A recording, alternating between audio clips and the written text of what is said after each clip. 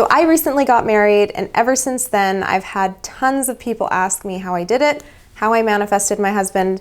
So I'm going to be sharing some tips and tricks with you that I've compiled in my notes here, things that you can apply to your own manifestation experience to help you manifest the partner of your dreams. The first thing that I recommend when even thinking about marriage, when you're thinking about dating, before you've even entered the dating world, you need to start with setting firm boundaries. What is it that you're looking for when it comes to an ideal relationship dynamic? You need to have these things set very clearly within your perception and your awareness before you even enter the dating world. Basically, what I'm trying to say is do not compromise when it comes to commitment, affection, treatment, and respect. Don't give husband and wife perks to people who have no intention of being your husband or wife. Okay, so you really have to establish hard limits with the people that you're dating until they can provide a sense of safety and security for you to open up and be more affectionate and express that part of yourself that not everybody deserves. Let's just be honest. Know your value and stand true to it. Don't use empty threats. Don't play into the games. Don't try to prove your worth to someone. Like, if you're experiencing a pattern of behavior that is not in alignment with what you're looking to have in a relationship, then you need to respect yourself and walk away. This is literally non-negotiable. You have to be willing to remain detached until your person shows you safety and security. And specifically consistency with these things. Consistent safety and security. These are bare minimums.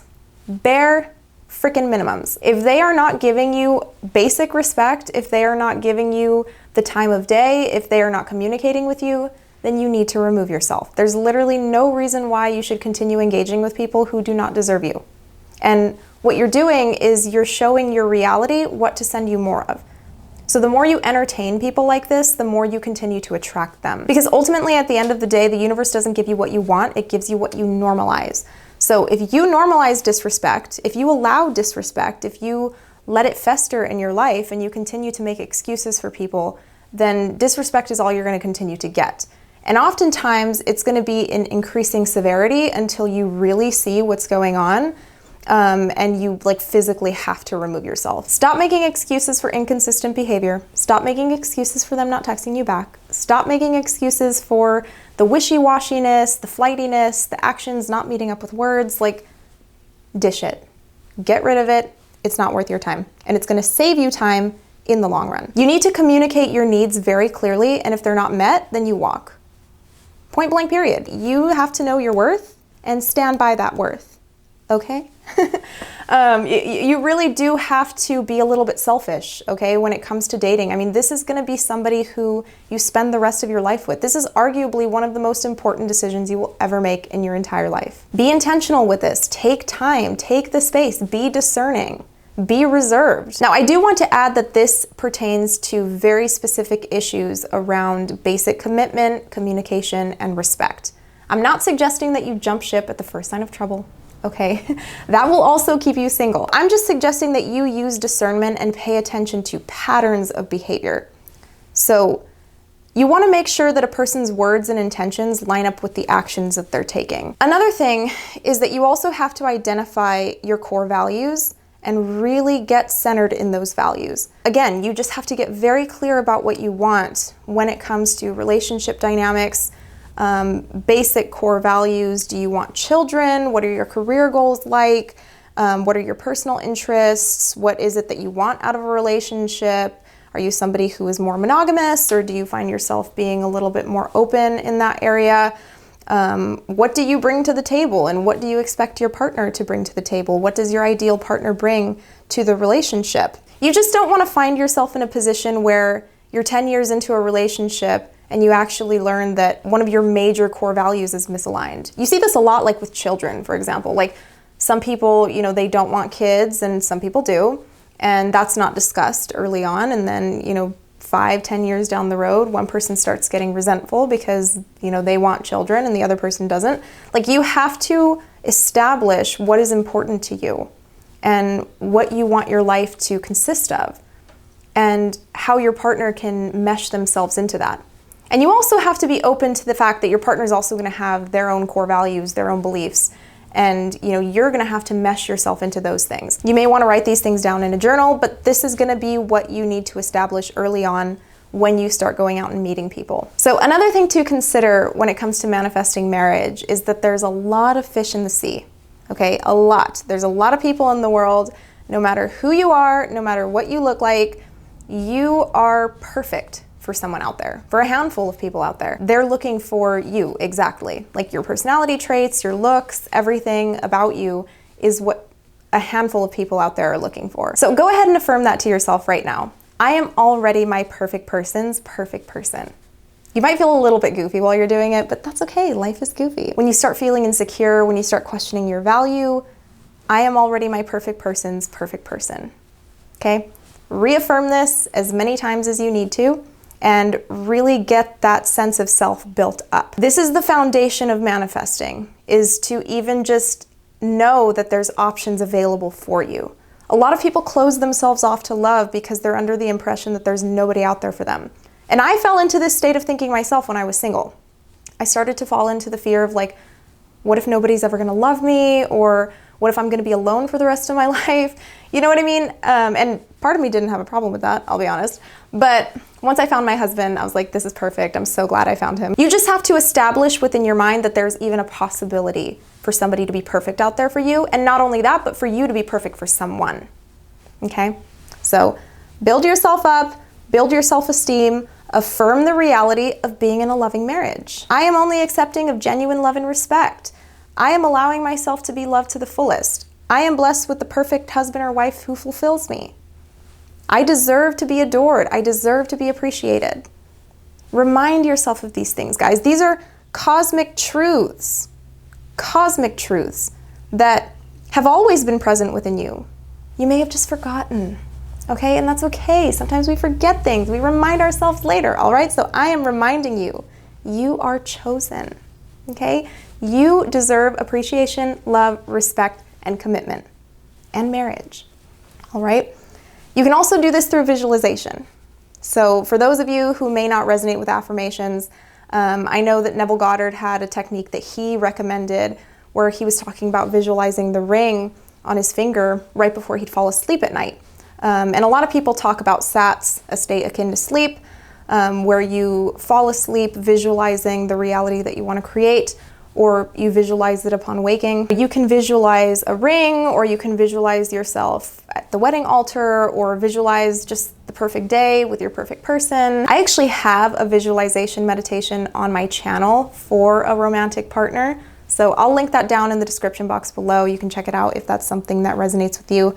But this will give you the opportunity to really take the time to visualize the traits and the qualities of what you want in a partner. So go check that out if visualization is your thing. You just want to put yourself in the position of being in the perfect relationship, and you want to program that into yourself as much as possible. So you want to make it a normality, right? Because again, manifestation is about normalizing experiences. You want to make being in a loving and fulfilling relationship a normality. If you're somebody who comes from an abusive dynamic, you may have to hit this really hard. Familiarize yourself with what a genuine, caring, healthy, loving dynamic looks like. And you can even look it up on the internet. If you're somebody who, and there's no shame in this, okay? There's no shame in this. But if you are somebody who you feel like you struggle to know what healthy love looks like, Google it. Look at Reddit experiences, read other people's experiences, read people's success stories. A lot of people seem to think that the work suddenly stops when they've manifested their ideal person. But this isn't always the case, especially if you're somebody who has a hard time feeling secure in relationships.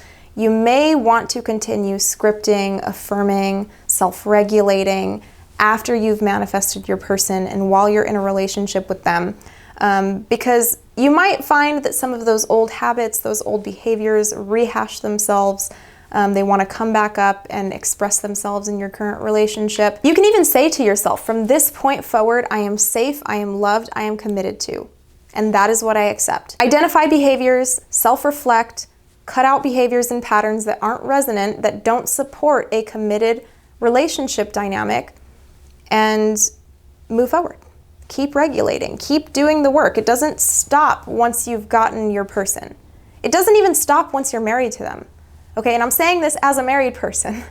The work still continues. You still have lessons that you're gonna have to learn. You're still gonna have to overcome challenges. You're gonna bring up shadow aspects within them. They're gonna bring out shadow aspects within you, and you're here to transform one another and be better people. Back in the forgotten eras of humanity, marriage was an agreement among the priest and priestess class that two people would come together and unify to transform one another and then ultimately transform the world.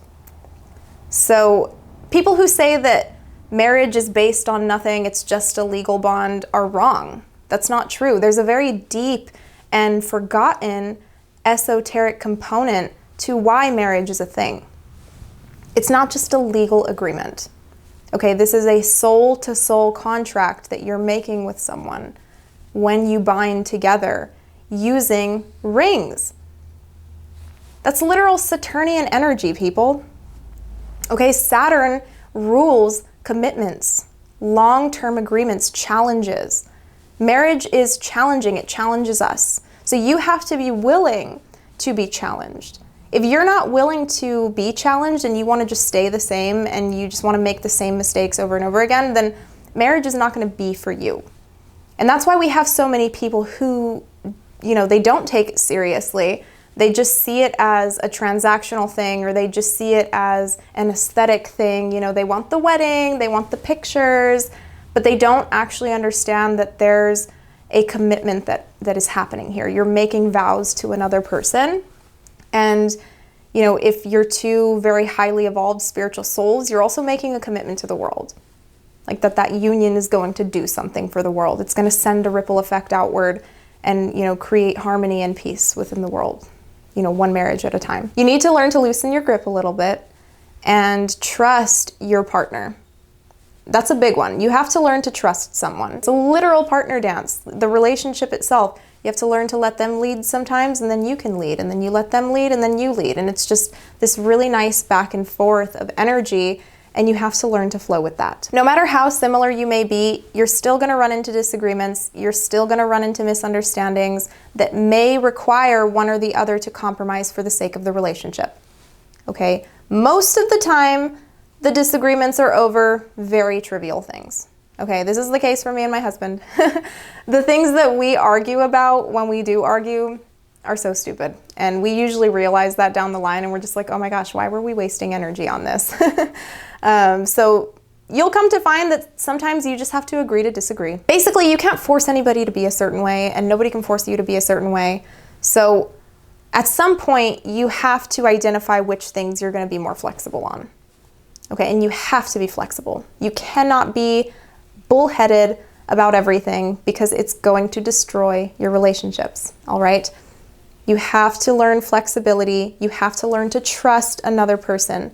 Sometimes they know better than you, and that's okay. Sometimes you know better than them, and that's okay. Both people need to learn to loosen their grip in order for the relationship to work. If somebody's opinion is so over the edge that you just feel it's destructive and it's not worth being flexible on, you have to remove yourself. Like, that's just point blank period, okay? You can't be making excuses and be like, but this, but that. Like, if you cannot fundamentally agree on core values, then you're gonna have a very hard time in the relationship. Save yourself the stress by aligning with people who are set in their values and you guys can come to that common ground. I personally got very lucky. I'm just gonna say it. I got very lucky because I knew I was gonna get lucky. I manifested that I was gonna get lucky, and I did. My husband and I are very similar people. We share a lot of the same interests. Our core values are fundamentally the same. And even though neither of us are perfect, we've had our own shadows that we've had to work through together and on our own. But even with those things, he's my best friend. And we've introduced each other to so many interests and so many great things that I can't even imagine what my life would look like without him. And I can't even imagine a life where he's not in it. It's just like weird. It feels weird and it doesn't feel right. It just feels right to be with him. And that's how it's felt the whole time.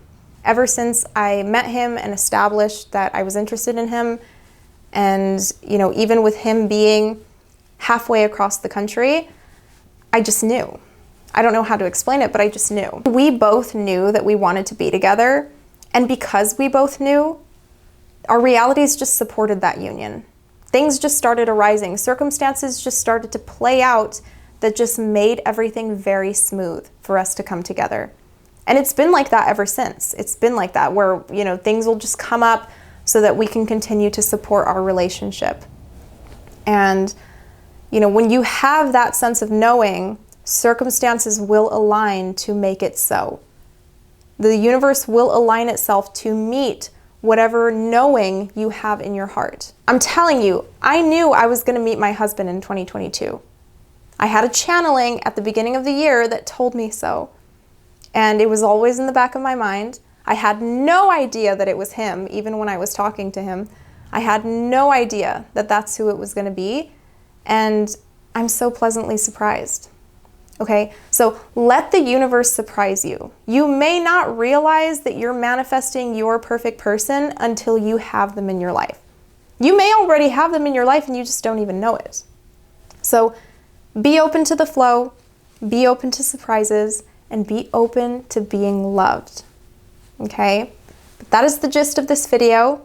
Thank you so much for tuning in and connecting with me today. I just wanted to share a little bit about my experience getting married because so many of you have been asking me to talk about it. And you know, I don't like sharing too much about my personal life because the internet is crazy and people on the internet are crazy.